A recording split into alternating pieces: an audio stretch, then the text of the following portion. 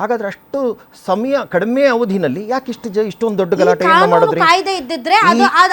ನಾನು ಹೇಳುವಂಥದ್ದು ಈ ಕಾನೂನು ಕಾಯ್ದೆಗಳ ಹಿರಿಯ ಅಧಿಕಾರಿಗಳನ್ನ ಭೇಟಿ ಮಾಡಿದ್ರು, ಮನವಿ ಕೊಟ್ಟರು, ದೂರನ್ನು ಕೊಟ್ಟರು. ಏನು ಈ ಸರ್ಕಾರ ಏನ್ ಮಾಡ್ತಾ ಇದೆ? ಅವ್ರನ್ನೆಲ್ಲ ರಿಲೀಸ್ ಮಾಡಕ್ ಬಿಜೆಪಿ ಸರ್ಕಾರದ ನಡೆದಂತ ಘಟನೆ ಯಾಕೆ ರಿಲೀಸ್ ಮಾಡ್ತಾರೆ? ಕೆಜೆಹಳ್ಳಿನಲ್ಲಿ ಕಾನೂನು ತನ್ನ ಕ್ರಮ ತಗೊಳುತ್ತೆ. ಯಾಕೆ ಅವ್ರನ್ನ ಕಾನೂನಿನಿಂದ ಹೊರಗಡೆ ತೆಗೆಯೋದಕ್ಕೆ ಕೇಸ್ ವಿಡ್ರಾ ಮಾಡ್ಕೊತೀರಿ? ಕೇಳಿಸ್ಕೊಂಡೆ. ನಾನು ಹೇಳೋದು 55,000 ಕೇಸ್ಗಳನ್ನ ವಿಡ್ರಾ ಮಾಡಿದಾಗ ಕಾನೂನು ಇರ್ಲಿಲ್ವಾ? ಇದೇ ಬಿಗಿಯಾದಂತ ಕಾನೂನು ಇರ್ಲಿಲ್ವಾ? ಅದೇ ರೀತಿಯಲ್ಲಿ ನೀವು ಉಪಮುಖ್ಯಮಂತ್ರಿ ಮಾತನಾಡ್ತಾರೆ, ನೆಟ್ಟು ಬೋಲ್ಟು ಟೈಟ್ ಮಾಡ್ಬಿಡ್ತೀನಿ. ಮೊದಲು ಅವ್ರ ಮೇಲೆ ಕೇಸ್ ಹಾಕ್ಬೇಕು. ಯಾರು ನೆಟ್ಟು ಬೋಲ್ಟು ಟೈಟ್ ಮಾಡಕ್ ಹೊರಟಿದ್ದೀರಿ? ಚುನಾಯಿತ ಪ್ರತಿನಿಧಿಗಳು ಗೆದ್ದು ಬಂದಿರೋರ್ನ ವಿಧೇಯಕರಾಗಿ ನಡ್ಕೋಬೇಕು, ಇಲ್ಲದೆ ಇದ್ರೆ ಅಷ್ಟೇ ಅನುದಾನ ಸಿಗಲ್ಲ. ಇದು ಥ್ರೆಟನಿಂಗ್ ಅಲ್ವಾ? ಇದು ಮಾತಲ್ವಾ ಇದು? ಹಾಗೇನೆ ನಮ್ಮ ಸಂಸದರೊಬ್ರು ಬೆಂಗಳೂರು ದಕ್ಷಿಣದಿಂದ ಗೆದ್ದಿರುವಂತವ್ರ ಒಂದು ಸುರಂಗ ಮಾರ್ಗದ ಬಗ್ಗೆ ಕುಲಂಕುಷವಾಗಿ ಮಾತನಾಡಿದಾಗ ಚೈಲ್ಡ್ ಅಂತೀರಿ. ದಕ್ಷಿಣದಿಂದ 2 ಸತಿ ಗೆದ್ದಿಲ್ವಾ? ಅಷ್ಟು 3 ಲಕ್ಷ ಚಿಲ್ಲರೆ ಓಟ್ನಿಂದ ಗೆದ್ದಿಲ್ವಾ? ನಾಚಿಕೆ ಆಗಲ್ವಾ ನಿಮ್ಗೆ? ನಿಮ್ಮ ಮೇಲೆ ಕೇಸ್ಗಳು ಹಾಕ್ಬೇಕು. ಇದೆಲ್ಲ ಮೊದಲು ಈ ಕಾನೂನು ಏನಾದ್ರು ಮೊದಲು ಬಂದಿದ್ದಿದ್ರೆ ಮೊದಲು ಡಿ ಕೆ ಶಿವಕುಮಾರ್ ಮೇಲೆ ಹೋಗ್ತಾ ಇತ್ತು ಕಾನೂನು.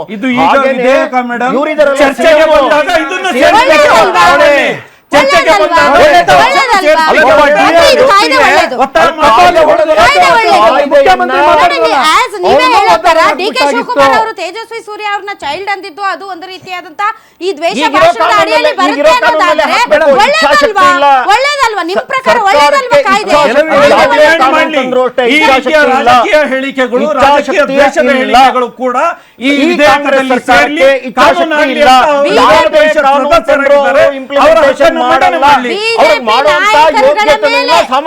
ಬಿಜೆಪಿ ನಾಯಕರುಗಳ ಮೇಲೆ, ಹಿಂದೂ ಉಗ್ರ ಭಾಷಣಕಾರರ ಮೇಲೆ ಅತಿ ಹೆಚ್ಚು ಪ್ರಚೋದನಕಾರಿ ಭಾಷಣಗಳ ಬೇಕು ಅಂತ ಫೈಲ್ ಮಾಡಿರೋದು. ಅದೆಲ್ಲ ಅವಶ್ಯಕತೆನೇ ಇರಲಿಲ್ಲ. ಅತ್ಯಂತ ಸಹಜವಾಗಿ ಮಾತನಾಡಿದ್ದಾರೆ ಅವರು. ಮಾತಾಡಬೇಕು, ಸಮಾಜದಲ್ಲಿರುವಂತಹ ಲೋಪದೋಷಗಳನ್ನ ಎತ್ತಿ ತೋರಿಸಬೇಕು. ಸಿ.ಟಿ. ರವಿ ಅವರು ಮಾತನಾಡದೆ ಇನ್ಯಾರು ಮಾತನಾಡಬೇಕು? ಬೇರೆ ನಾಯಕರು ಮಾತನಾಡಬೇಕು. ಇವರೆಲ್ಲ ಕೂಡ ಇವ್ರಿಗೆ ಮಾತಾಡಕ್ಕೆ ಯೋಗ್ಯತೆ ಇಲ್ಲದೆ ಇರೋರು. ಇವರು ಜಿ ಹುಜೂರ್ ಅಂತ ಅವ್ರ ಮನೆ ಬಾಗಿಲು ಕಾಯುವಂತವ್ರು. ಇವ್ರು ಯಾರು ನಾಯಕರಲ್ಲ ಇವರು. ಹಾಗಾಗಿ ಆಗಲ್ಲ. ಹುದ್ದೆಯಲ್ಲಿ ಇರ್ತಕ್ಕಂಥವ್ರು ಸಂವಿಧಾನದ ಚೌಕಟ್ಟಿನಲ್ಲಿ ಎಲ್ಲಾ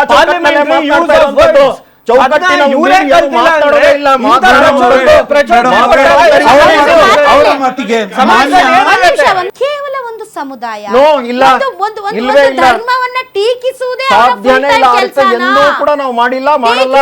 ಸಬ್ಕಾ ಸಾಥ್, ಸಬ್ಕಾ ವಿಕಾಸ್, ಸಬ್ಕಾ ಪ್ರಯಾಸ್, ಸಬ್ಕಾ ವಿಶ್ವಾಸ್ ನಮ್ಮದೇ ಇದು. ದ್ವೇಷವನ್ನ ಸಾಧ್ಯನೇ ಇಲ್ಲ.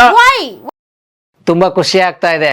ಯಾಕೆಂದ್ರೆ ಇವತ್ತು ಎಷ್ಟೋ ಜನ ಮಹಿಳೆಯರು ಹೇಳ್ತಾ ಇದ್ರು, ನನಗೆ PCOD ಪ್ರಾಬ್ಲಮ್ ಇತ್ತು ಸರ್, ಥೈರಾಯ್ಡ್ ಪ್ರಾಬ್ಲಮ್ ಇತ್ತು ಸರ್, ಆರಾಮಾಗಿ ನಾನು ಸಣ್ಣ ಆದೆ ಸರ್, ತುಂಬ ಥ್ಯಾಂಕ್ ಯು ಅಂತ ಎಷ್ಟೋ ಜನ ಹೇಳ್ತಾ ಇದ್ರು. ನಿಮಗೆ PCOD ಪ್ರಾಬ್ಲಮ್ ಇರಲಿ, ಥೈರಾಯ್ಡ್ ಪ್ರಾಬ್ಲಮ್ ಇರಲಿ, 100% ನೀವು ಸಣ್ಣ ಆಗಬೇಕು, ಆರೋಗ್ಯದಲ್ಲೂ ಸಮೇತ ತುಂಬ ಚೇತರಿಕೆ ಆಗಬೇಕು ಅಂದರೆ ಪ್ರತಿದಿನ ನಮ್ಮ ಜೀನಿ ಸ್ಲಿಮ್ನ ಯೂಸ್ ಮಾಡಿ. ಯಾಕೆಂದರೆ ಜೀನಿ ಸ್ಲಿಮ್ಮು ಒಂದು ಉತ್ತಮ ಆಹಾರ. ನಾವೆಂದೂ ಮಾಡಿಲ್ಲ, ಮಾಡೋದು ಇಲ್ಲ. ನಾವು ಎಲ್ಲರನ್ನೂ ಜೊತೆಲಿ ತಗೊಂಡೇ ಹೋಗ್ತೀವಿ. ಯಾವುದೇ ಒಂದು ಕೋಮನ್ನ ಉದ್ದೇಶಿಸಿ ಮಾತನಾಡಲ್ಲ. ನರೇಂದ್ರ ಮೋದಿ ಮಾತನಾಡುವಾಗ 140 ಕೋಟಿ ಜನ ಅಂತಾನೆ ಹೇಳುವಂತದ್ದು. ಯಾರೋ ಒಬ್ರಿಗಲ್ಲ. ನಾವು ಎಲೆಕ್ಟ್ರಿಸಿಟಿ ಕೊಟ್ಟಿದ್ರೆ ಎಲ್ರಿಗೂ ಕೊಟ್ಟಿದೀವಿ, ನೀರು ಕೊಟ್ಟಿದ್ರೆ ಎಲ್ರಿಗೂ ಕೊಟ್ಟಿದೀವಿ, ರಸ್ತೆ ಕೊಟ್ಟಿದ್ರೆ ಎಲ್ರಿಗೂ ಕೊಟ್ಟಿದೀವಿ, ಗ್ಯಾಸ್ ಕೊಟ್ಟಿದ್ರೆ ಎಲ್ರಿಗೂ ಕೊಟ್ಟಿದೀವಿ, ಟಾಯ್ಲೆಟ್ ಕೊಟ್ಟಿದ್ರೆ ಎಲ್ರಿಗೂ ಕೊಟ್ಟಿದೀವಿ. ಅವ್ರನ್ನ ಆಧರಿಸಿ ನಾವು ಮಾತನಾಡೋದಿಲ್ಲ. ನಾನು ಸಿ.ಟಿ. ರವಿ ಅವರು, ಬಸನಗೌಡ ಪಾಟೀಲ್ ಅವರು, ಈಶ್ವರಪ್ಪ ಅವರು ಕೊಟ್ಟಿರುವ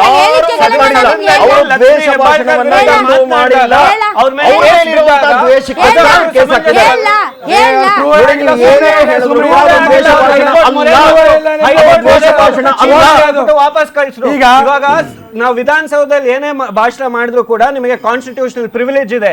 ಆದ್ರೂ ಕೂಡ ಸಿ.ಟಿ. ರವಿ ಅವರು ಲಕ್ಷ್ಮೀ ಹೆಬ್ಬಾಳ್ಕರ್ ಅವರ ವಿರುದ್ಧ ನಿಂದನವಾಗಿ ಮಾತಾಡಿದ್ರು.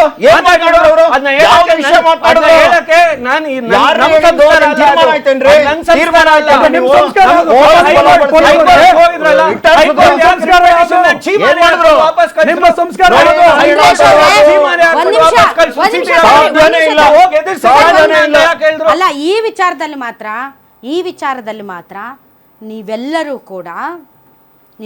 ಕೂಡ ಹೆಣ್ಣನ್ನ ಗೌರವಿಸುವವರು ಅಲ್ವಾ? ಒಂದ್ ನಿಮಿಷ. ನಾವೆಲ್ಲರೂ ನಮ್ಮ ತಾಯಿ ಹೊಟ್ಟೆಯಲ್ಲೇ ಹುಟ್ಟಿದ್ದೀವಿ. ಹೌದು. ಮತ್ತು ನಮಗೂ ಕೂಡ ಹೆಣ್ಣುಮಕ್ಕಳ ಮೇಲೆ ಅಪಾರ ಗೌರವ ಇದೆ. ಹಿಂದೂ ಸಂಘಟನೆ ಕಾರ್ಯಕರ್ತರಾಗಿರ್ಬೋದು, BJP ನಾಯಕರಾಗಿರ್ಬೋದು, ನಿಮ್ಮ ತಳಹದಿಯೇ ಭಾರತ ಮಾತಾ ಕಿ ಜೈ ಅನ್ನೋದರ ಮೂಲಕ ಯತ್ರ ಆರಂಭ ನಾರ್ಯಾಸ್ತು ಆಗುತ್ತೆ. ಪೂಜ್ಯಂತೆ ತತ್ರ ದೇವತಾಃ ಹಾ, ನಾವು ಅಲ್ವಾ ಹೇಳೋದು. ಸರ್, ಗೊತ್ತಾಯ್ತಾ? ಅಂಥವ್ರು ಇಂತಹ ಹೇಳಿಲ್ಲ. ಸರ್ ಹೇಳಿಲ್ಲ. ನಾನು ಹೇಳುವಂಥದ್ದು ಪ್ರೂವ್ ಮಾಡಿ. ನೀವಿದ್ರ ನಾನಿದ್ದೆ ನಾನು ಸಿ ಟಿ ರವಿ ಅವ್ರ ಜೊತೆನಲ್ಲೇ ಇದ್ದೆ ರಾತ್ರಿ ಎಲ್ಲ ಕೇಳಿಸ್ಕೊಳ್ಳುವಂತದ್ದು ಏನು ಇರಲಿ ತೆಗ್ರಿ ಹಾಕ್ರಿ ನಿಮ್ಮ ಹತ್ರ ಇದ್ರೆ ಅದ್ರ ಪ್ಲೇ ಮಾಡ್ರಿ ಪ್ಲೇ ಮಾಡ್ರಿ ಈ ರೀತಿ ಸುಳ್ಳುಗಳು ಹೇಳ್ಬಾರ್ದು ಇದ್ರೆ ಪ್ಲೇ ಮಾಡ್ರಿ ಪ್ಲೇ ಮಾಡ್ರಿ ತನಿಖೆ ಪ್ಲೇ ಮಾಡ್ರಿ ಸುಳ್ಳು ಅಂತ ಹೇಳ್ತಾರೆ ಪ್ಲೇ ಮಾಡ್ಬಿಡ್ರಿ ನೀವು ಪ್ಲೇ ಮಾಡಿ ಅವ್ರು ಆ ರೀತಿ ಹೇಳಿದ್ರೆ ನಾನು ಹೇಳೋದು ಸದನದ ಒಳಗಡೆ ಇರೋದನ್ನ ಇಲ್ಲಿ ಮಾತನಾಡಕ್ಕೆ ಅಧಿಕಾರ ಇಲ್ಲ ಕೋರ್ಟ್ಗೆ ಹೋಗಿದೆ ಅದನ್ನು ಮಾತನಾಡಕ್ಕೆ ಅಧಿಕಾರ ಇಲ್ಲ ಹಾಗಾಗಿ ನಾನು ಹೇಳುವಂತದ್ದು ಅವರು ಈ ಶಬ್ದವನ್ನ ಮಾಡೇ ಮಾತನಾಡೇ ಇಲ್ಲ ಸರ್. ಒಂದು ಡಿಫೆಂಡ್ ಮಾಡಿಕೊಳ್ಳುವಂತಹ ಬರದಲ್ಲಿ ನಿಮ್ಮ ಪಕ್ಷದ ನಾಯಕರು ಅಂತ ಅವರು ಕೊಟ್ಟಿರುವಂತಹ ಹೇಸಿಗೆ ಹೇಳಿಕೆಯನ್ನು ಕೂಡ ಡಿಫೆಂಡ್ ಮಾಡಿಕೊಳ್ಳುವಂತ ಇಂತಹ ಕೆಟ್ಟ ಪ್ರವೃತ್ತಿಯನ್ನು ದಯವಿಟ್ಟು ಯಾವುದೇ ಪಕ್ಷದ ನಾಯಕರು ಬಿಟ್ಟು ಬಿಡಿ. ಹೆಣ್ಣಿಗೆ ಗೌರವ ಕೊಡದ, ಹೆಣ್ಣನ್ನ ಟೀಕಿಸುವ, ಹೆಣ್ಣಿನ ಚಾರಿತ್ರ್ಯವನ್ನ ಅನುಮಾನಿಸುವ ಹೇಳಿಕೆಗಳನ್ನ ಯಾವುದೇ ಪಕ್ಷಗಳ ನಾಯಕರು ಡಿಫೆಂಡ್ ಮಾಡಿಕೊಳ್ಳೋದಿದ್ರೆ ಅಂತಹ ನಾಯಕರುಗಳ ಅವಶ್ಯಕತೆ ಇಲ್ಲ. ವಿರೋಧ ಮಾಡೋದೇ ಇಲ್ಲ. ಹಾಗಾಗಿ ಗೌರವಿಸ್ತೀವಿ ನಾವು.